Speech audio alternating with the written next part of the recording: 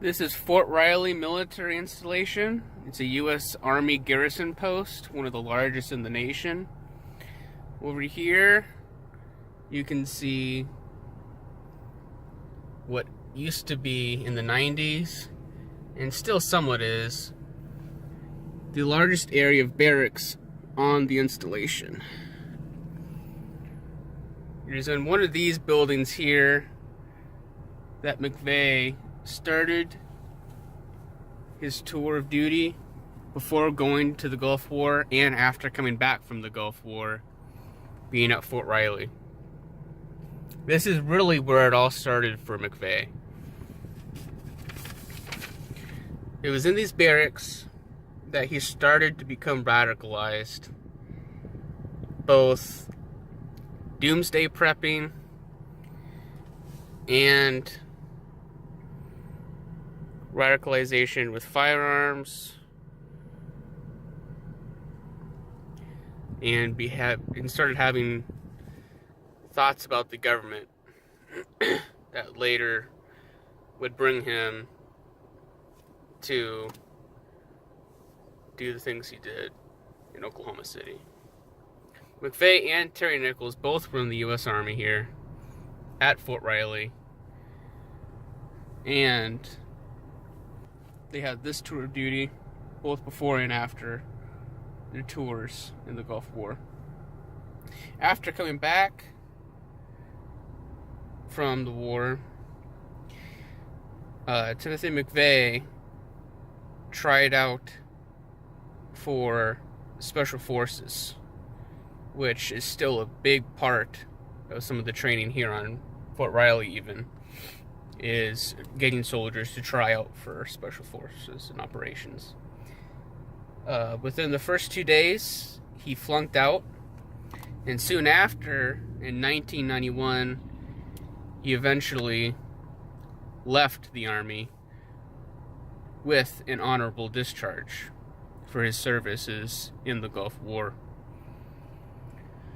Afterwards, he began to further radicalize, and in fact, the events that led up in the following years are what McVeigh goes to in his statements and interviews, stating as the reasons he did the things he did in Oklahoma City. Those being that the government's overstepping its bounds in both Ruby Ridge and in Waco, Texas. Of course, as we're here today for the reason of trying to understand the importance of place, it's important to understand that McVeigh also realized this importance. In fact, he traveled to both Ruby Ridge, Idaho, and Waco, Texas, to see those sites, supposedly where the government overstepped its bounds, and unfortunately, many people lost their lives in those instances. Again, those are the two instances McVeigh himself points to as stating why he did the things he did in Oklahoma City. It's important to realize it was here at Fort Riley, just a year or two before both of those events, where McVeigh began to further radicalize. Many of his soldier buddies have stated numerous times how he would act strangely in these barracks. He would not be very communicative, and he always loved going to the field to shoot firearms, specifically either the M16, M4, or the armored personnel carrier called a Bradley fighting vehicle, which has a main tank-style gun on it, which McVeigh reportedly blew up some Iraqi soldiers over in the Gulf War and celebrated with it when he was shooting the main gun of the Bradley. It's important to realize again the significant impact that his life at these barracks had on McVeigh. Again, this is where he began to radicalize, began to have these thoughts about the government, where the government was so tyrannical in his opinion that drastic measures had to be taken, especially violent measures even. Just to think that it was in this area here. For those familiar with Fort Riley, it's called Custer Hill, ironically named after General Custer, who was many of his men, 7th Cavalry, also stationed here on Fort Riley. Another massacre, or mass murder in fact, that is linked to this installation.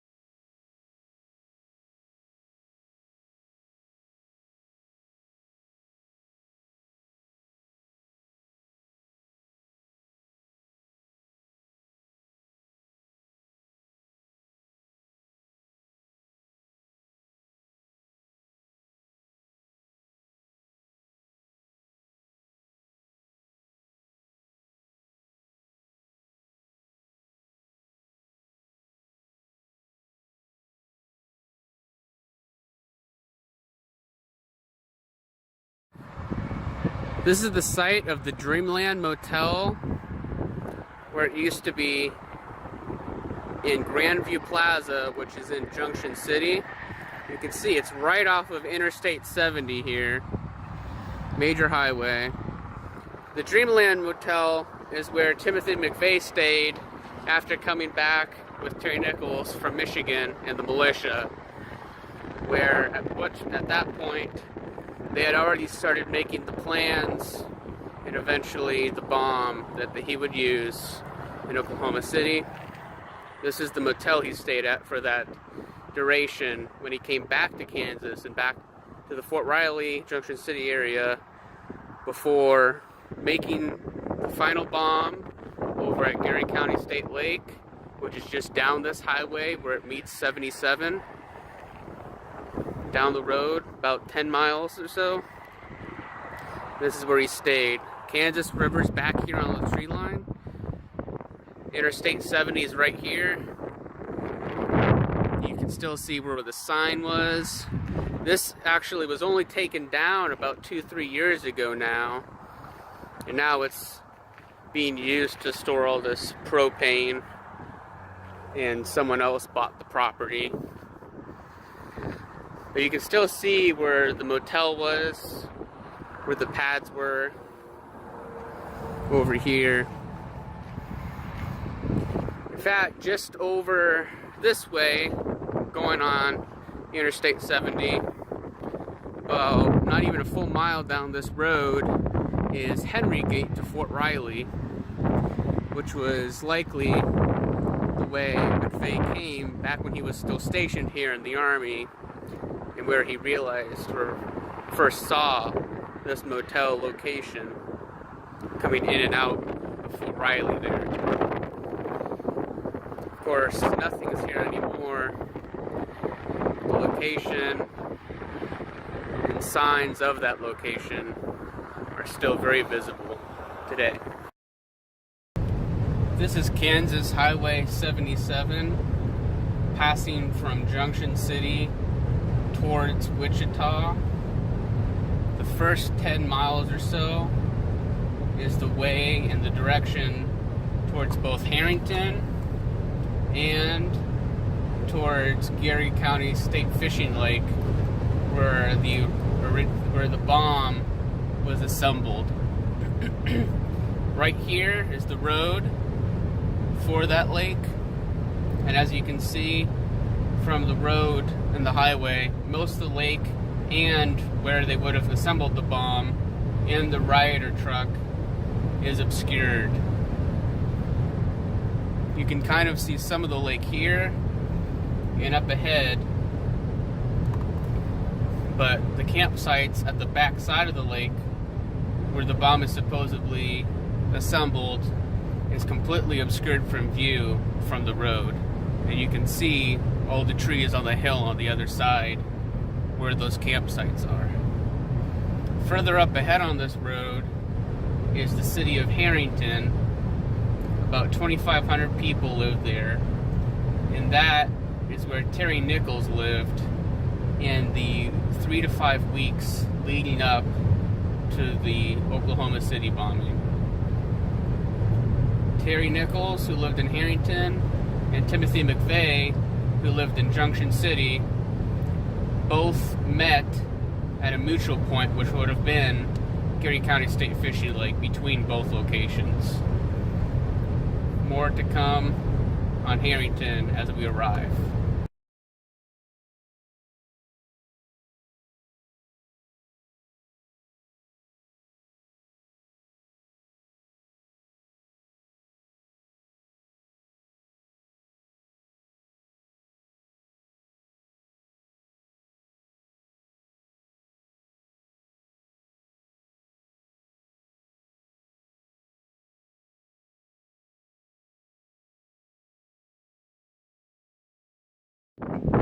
This is Harrington's business district.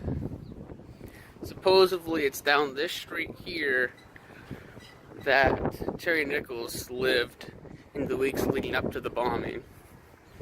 Unfortunately, it was not possible to find the exact house, but it was reported that he was living right next to this business district in downtown Harrington, Kansas.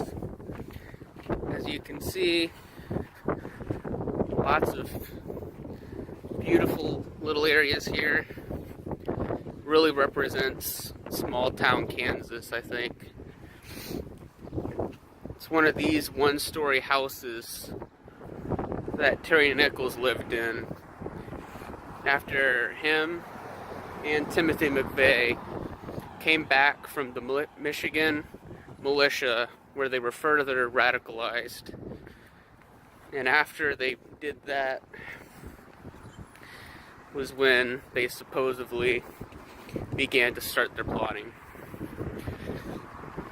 Terry Nichols moved here to Harrington, and Timothy McVeigh moved to Junction City, Kansas, both close by to the military installation that they were stationed at, Fort Riley, before leaving the Army a few years previously. For those who lived here, Terry Nichols was an outsider. He was not one of them. He had only lived here about 3 to 5 weeks, before the bombing took place. And it was at his house here in Harrington that Terry Nichols was arrested by authorities, both FBI and police, after the bombing, when he became a suspect. He surrendered here in his house. Very interesting. I think the cloud cover today really kind of helps set the mood. Beautiful little town. Everything's starting to go green. But still, there's a bit of a solemn, almost silence for this area.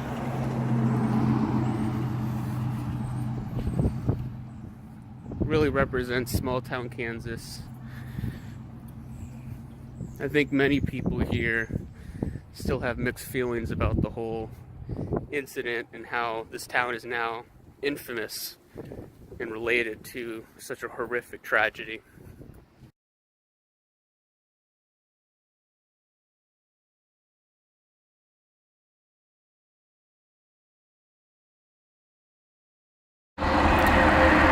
This is where Elliott's Body Shop used to be. This is where Timothy McVeigh rented the Ryder trailer, which was packed with 5,000 pounds of explosive, and he used it for Oklahoma City. This is where the location was that he rented the Ryder truck. It's right off of Interstate 70 inside of Junction City.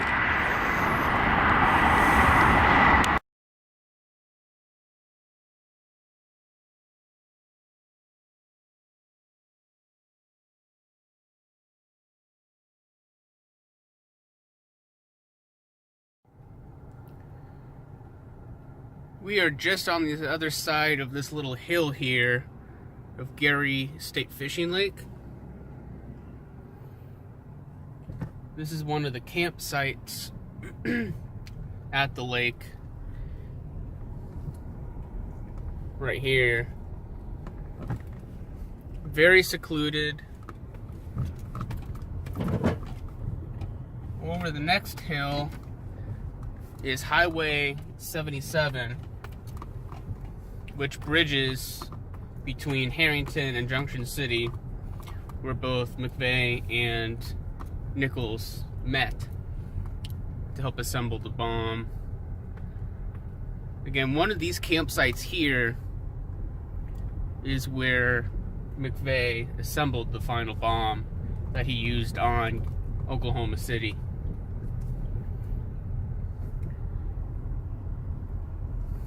Again, no one's here right now.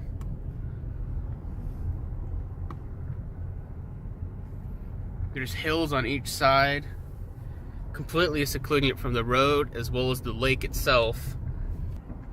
5,000 pounds of explosives, both with the fertilizer and the biodiesel, are what McVeigh used when he created the bomb at one of these campsites here.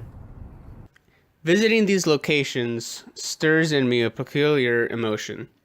Harrington, Kansas appears to be just another example of small town USA, a place full of quiet people and simple Midwestern values.